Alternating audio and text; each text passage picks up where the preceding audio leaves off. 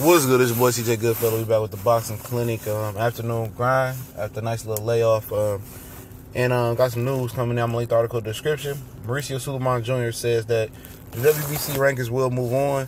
He will do an interim title bout with Jermall Charlo taking on Hugo Centeno Jr. And that's going to be next in January. And according to the article, it's believed that fight will probably fall on the Earl Spence Jr. Lamont Peterson card. You know, and that's because Golovkin ain't forcing the fight is mandatory. I understand that the Canelo rematch, but that's up in the air right now. So instead of waiting on to see what Golovkin and Canelo does, the WBC is going to order this as an interim title fight.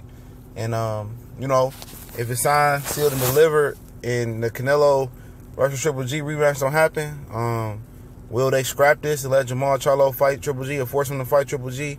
I don't know. I think Triple G is going to drop that belt drop that belt before he fights Jermall Charlo. Because he loses Canelo, he'll still hold the belt because Canelo beefing with the WBC, as I said so many times. And that belt won't be on the line when he fights Canelo in a rematch if it happens. So, but, Hugo Centeno Jr. is a big middleweight. He's a big junior middleweight, and according to, Wikipedia, he actually was a welterweight at one point in time. He's 6'2". Probably remember him and J-Rock fighting to a no contest, where most people thought Centennial Jr. quit. And he got knocked out back in 2016.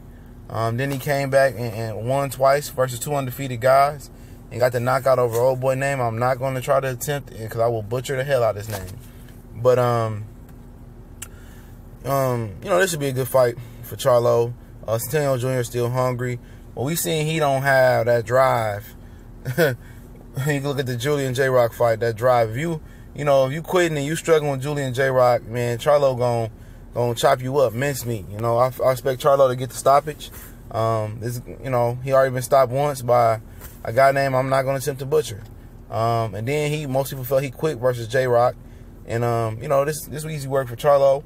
He number 4, Hugo Centeno Jr. in the WBC rankings.